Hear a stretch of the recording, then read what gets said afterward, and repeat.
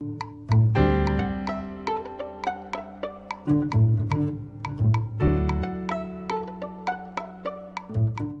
Información trata de dar voz a luchadores populares de América Latina, no solamente de Cuba. Hoy nos visita Gustavo Castro Soto. Él pertenece al movimiento mexicano de afectados por las presas y en defensa de los ríos. Está participando esta semana en la ciudad de Bilbao, en el País Vasco, en unas interesantes jornadas organizadas por la ONG Paz con Dignidad, tituladas Multinacionales de la Energía en América Latina, impactos y resistencias. Bueno, bienvenido, Gustavo. Gracias por la invitación. ¿Qué tal? Bueno, pues primero que todo quería que nos explicaras, bueno, aparte del motivo de tu visita y también el motivo de la conferencia que vas a dar, de la charla que vas a dar, un poco que nos explicaras qué es este movimiento al que perteneces, este movimiento mexicano de afectados por las presas y en defensa de los ríos. Bueno, el movimiento, el MAPDER, nace en el 2003, cuando muchas organizaciones de Mesoamérica, y en este sentido le llamamos Mesoamérica a las regiones de Panamá hasta el sur-sureste de México, toda esa región, pues en términos geoestratégicos, políticos, para las inversiones. Había ya desde entonces muchas resistencias contra los proyectos hidroeléctricos, pero estas resistencias bastante dispersas, en Honduras por un lado, Guatemala por otro lado, Panamá, pero cuando en un encuentro contra el Plan Puebla-Panamá hacemos una radiografía de la situación, decidimos conformar una red mesoamericana para resistir contra las grandes presas hidroeléctricas, sobre todo porque en el contexto del Plan Puebla-Panamá no es posible o no es viable si no hay energía.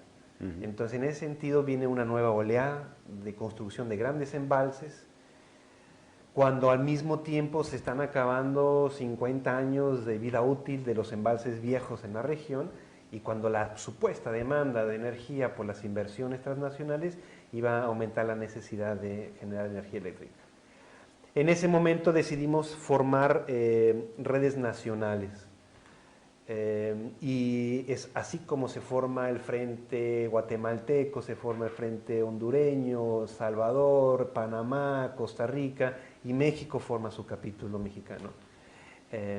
Y en el caso de México empezamos desde Chiapas, donde yo vivo, a conformar un movimiento que le llamamos el Frente Chapaneco contra las represas, en el contexto de muchos proyectos de embalses en la selva Lacandona, en el río Sumacinta, y se unen a este movimiento que llamamos MAPDER, organizaciones de Oaxaca, de Guerrero, de Jalisco, por lo menos 10 estados del país, en donde el gobierno empieza a diseñar un plan enorme de construcciones de grandes embalses. Desde entonces empieza el MAPDER a construir alianzas, y cada año nos reunimos en algunos de los lugares donde hay un proyecto que se va a construir, hacemos la asamblea anual, intercambiamos experiencias, se reúnen los movimientos, las comunidades. Y en este sentido también es interesante señalar como el concepto de afectados o afectadas, porque al final de cuentas entendemos que los afectados somos todos. No solamente son los que físicamente se van a desplazar de una tierra o de un territorio, sino también los que están río abajo, los que están río arriba, las poblaciones de pescadores que están, por ejemplo, en los márgenes, los que están también en los manglares, pero también los que están en las ciudades.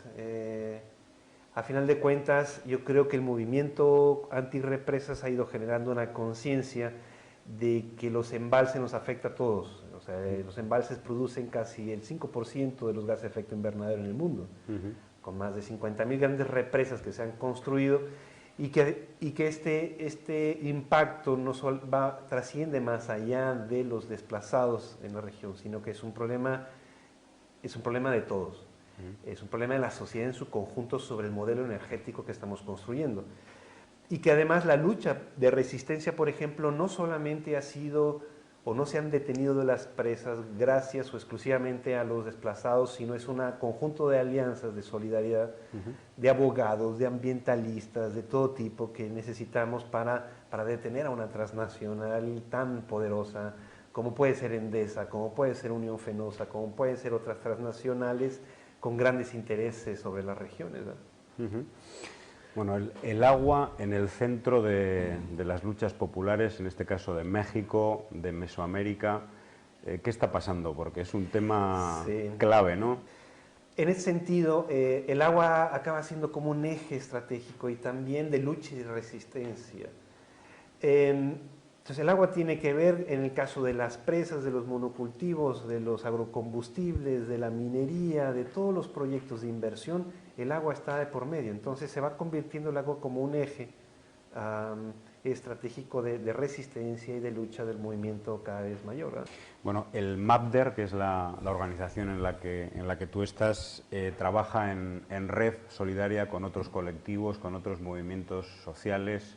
¿Cuáles serían las principales alianzas, no solamente en México, sino en toda la región? Fíjate que es algo muy interesante porque el movimiento en torno a la resistencia de las presas fue de alguna manera generando una reflexión cada vez mayor y madurando en esa reflexión de tal forma que veía la necesidad de tener alianzas con otras luchas que tienen que ver con el problema de las presas, como por ejemplo el tema de la privatización de la energía eléctrica. El tema de la privatización del agua, y recientemente este año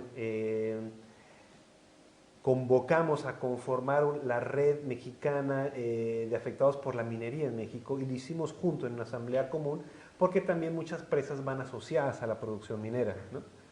Entonces se hace una alianza estratégica entre el movimiento de represas y el movimiento minero como para hacer un proceso de articulación conjunta. Pero además, esta red mexicana está articulada a la red mesoamericana contra las represas y al mismo tiempo a la red LAR, que es la red latinoamericana sobre represas, donde hemos tenido, por ejemplo, asambleas cada 2-3 años y se encuentran los movimientos en América Latina y del Caribe en torno a la resistencia sobre las presas. Este proceso de articulación con otros temas me parece que va siendo muy enriquecedor, sobre todo porque no puede uno disociar el tema de, no es solamente el embalse en sí mismo, sino es la energía, es el manejo de cuencas, es la privatización del agua en sí misma, y es la misma empresa, por ejemplo, Iberdrola, que igual está, o Endesa, en una presa, como está generando un parque eólico, donde de igual forma está consumiendo grandes extensiones de tierra campesina y apropiándose de ella a un costo ridículo. Y por cierto, en este mes de noviembre habrá un encuentro en Oaxaca, en el Istmo de Tehuantepec, donde el MAPDER también convoca un encuentro con la resistencia contra el parque eólico. Entonces yo creo que el movimiento va madurando en ese sentido de ir haciendo alianzas cada vez más amplias y más articuladas sobre el problema energético, que es bastante amplio.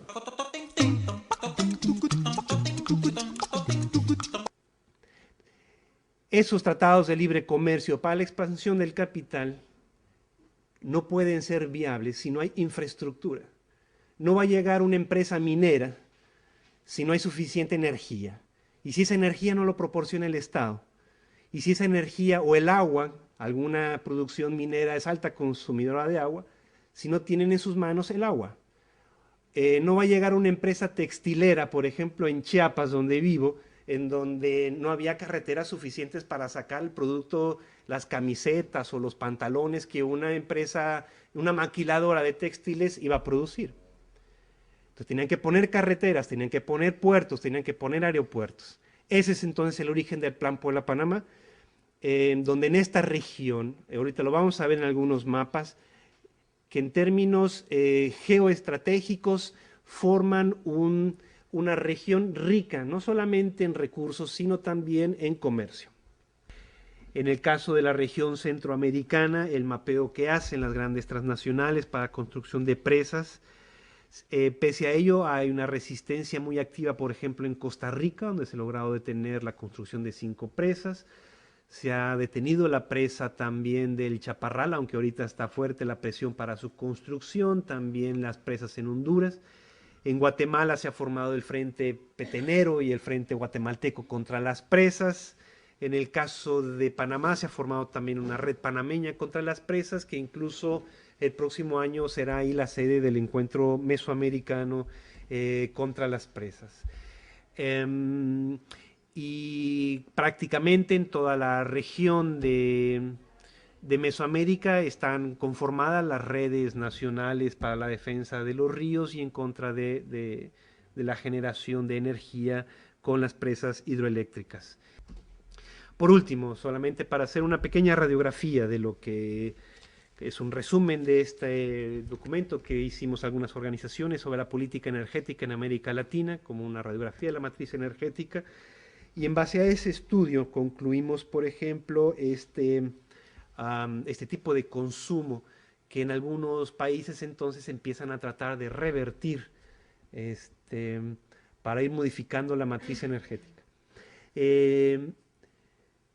Nos parece que importante plantearnos cómo poder modificar la matriz energética, no solamente con políticas públicas, tratar de que este sistema capitalista que ya está en crisis y petroadicto, podamos modificar la forma de vida y de consumir energía, sino desde lo local, desde las pequeñas comunidades que están sufriendo por la falta del agua, de la leña, que no tienen energía, que igual la energía en cuanto a los alimentos, ¿verdad? Tampoco hay alimentos suficientes, de tal forma que podamos construir otra forma de vida, otra forma de consumir, otra forma de producir.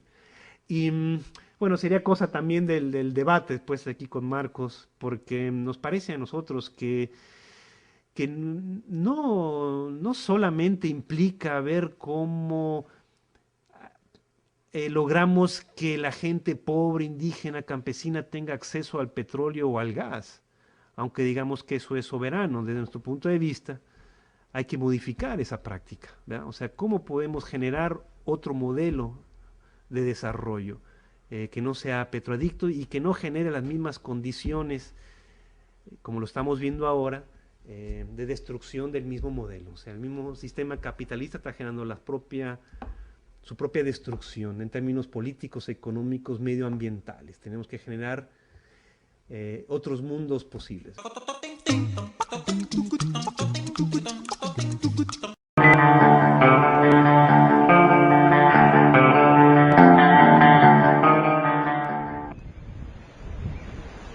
Sí, buenas tardes, compañeros de Frenadeso Noticias. Nos encontramos en los terrenos de la Feria de las Flores en Boquete, en la provincia de Chiriquí. En este momento nos encontramos con la destacada dirigente Larisa Duarte, una compañera que ha estado en muchas luchas, sobre todo en defensa del río Cobre, rechazando proyectos hidroeléctricos allá en la provincia de Veraguas, y hoy forma parte de la coordinación de este importante foro, donde ya hemos planteado que hay delegaciones de México hasta Panamá, incluyendo Colombia. Acabamos de hablar incluso con un ecuatoriano y sabemos que hay delegados de Italia y de España. ¿Cuáles son las expectativas, Larisa, que se tiene en torno a este foro mesoamericano y qué se espera lograr con la presencia de tan destacados dirigentes latinoamericanos en torno a este importantísimo evento? Bueno, en realidad la importancia de realizar este foro mesoamericano es demasiado interés que tienen las organizaciones a nivel de toda Mesoamérica de poder compartir sus experiencias y poder consolidar más aún el movimiento mesoamericano, debido a que las reglas del juego o las situaciones han cambiado bastante desde el 2007, que se realizó el último foro en El Salvador, hasta ahora en el 2009. En el caso de Panamá, nuestra expectativa con respecto al foro es poder, en conjunto con los demás hermanos que vienen de diferentes países, poder hacer una agenda de trabajo en común para poder resistir a esta embestida, a esta expansión hidroeléctrica que no solamente está afectando a países pequeños como Panamá, sino también a países de toda Mesoamérica y de toda Latinoamérica. La Red Latinoamericana contra Represas está presente aquí en Boquete con el objetivo número 1 de poder fortalecer la organización comunitaria de base, porque de allí es donde nace realmente la resistencia y de allí es donde finalmente la gente puede hacer fuerza para resistir a estos proyectos que traen empresarios de Panamá y empresarios extranjeros que solamente están buscando el lucro y no realmente están buscando un beneficio común, un beneficio para el planeta Tierra, un beneficio que sea para todos. Entonces, definitivamente, el tema energético es un tema de gran importancia y lamentamos de que nuestros candidatos a presidente de la República que tenemos ahorita mismo piensan de que esto es un relajo, de que esto es una burla, de que simplemente somos unos cuantos gatos los que estamos afectados por esta expansión hidroeléctrica, y creo que hace falta mucha seriedad y respeto, y creemos de que eso nos lo tenemos que ganar las organizaciones y que lo que viene en los próximos años es lucha y resistencia, porque tenemos que defender nuestros ríos. La expectativa que tenemos sobre el Foro Mesoamericano es muy importante que se lleven a cabo estos encuentros y estos foros dentro de la área con más necesidades más afectadas, porque son los que van a pasar las consecuencias.